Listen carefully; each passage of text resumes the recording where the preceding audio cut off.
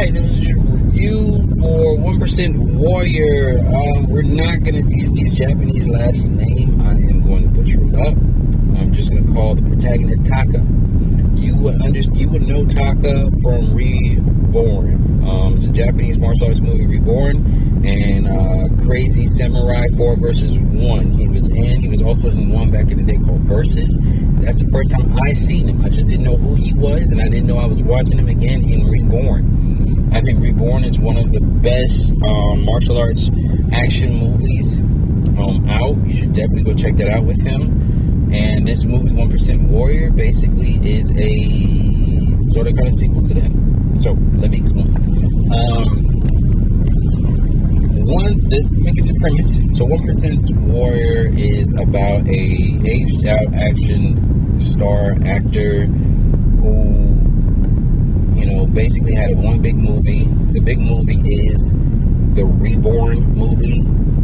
This is not a sequel. He's not paying the same character in that. They're basically just using that Reborn movie as a premise for this movie. I'm going to talk about why I have an issue with that. And basically he's trying to make a comeback, and the way he decides to make a comeback is basically shoot a sequel to the it's not a Reborn. It's not a sequel to Reborn, but basically make another movie called The 1% Warrior. That's where the name comes from, the title. This is the next movie that he's going to film, and he's basically having a hard time getting funding for the movie. He knows somebody. They tell him to go to the island. The issue is on this island, two rival gangs are having a meeting and having a showdown there, and filming is interrupted by this gang war. He decides to take this opportunity to, showcase his martial arts and record using a cell phone this movie as an inspiration to the movie that he's trying to do, The 1% Warrior.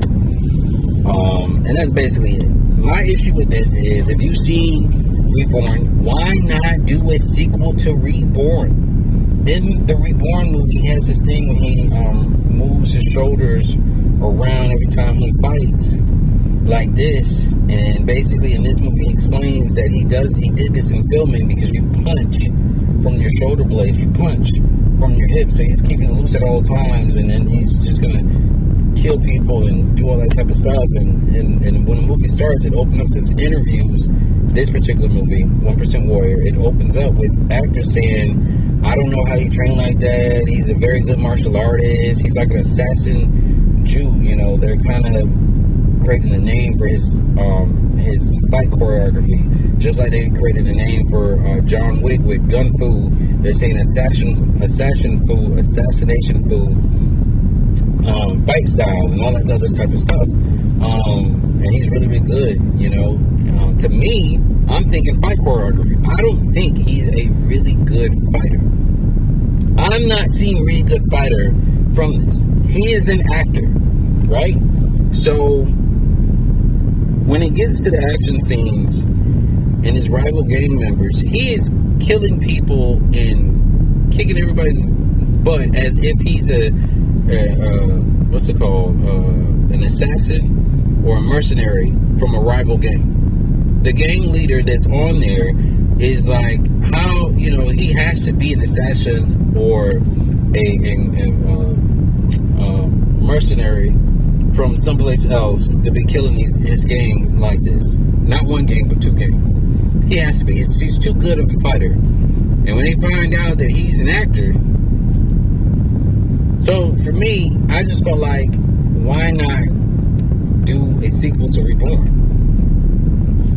Why not do a sequel? I vaguely remember him living in Reborn. We didn't see him die. Just do a sequel to Reborn and keep it moving. If that, why take this route? Why do this roundabout route in the sequel? Because it doesn't explain how this actor is so good at killing people and has no issues with killing people. Yes, he's saving a girl, but the dude is an actor. He ain't think twice. He didn't flinch. He just went. I don't remember them saying anything about him being in the military, having some history before acting to explain him killing and doing what he's doing to these gang members. It makes no sense.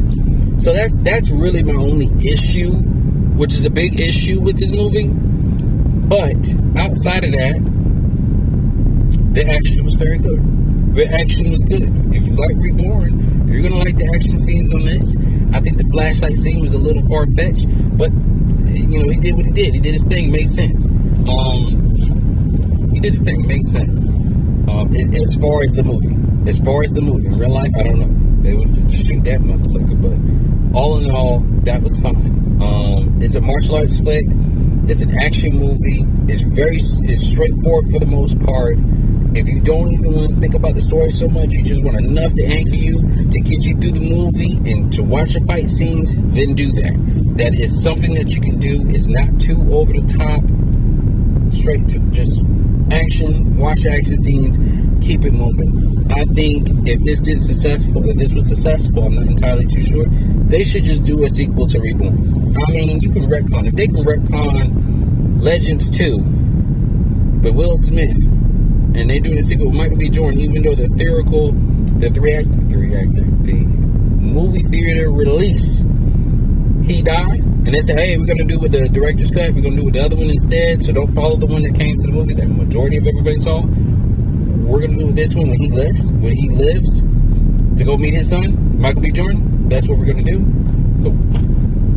Cool. They could have just did that if he died at Reborn and I wasn't paying attention.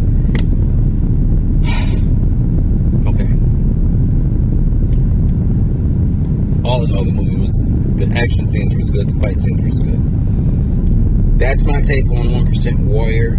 If you have any issues with my take, if you agree, you disagree, comment below, let's have a discussion.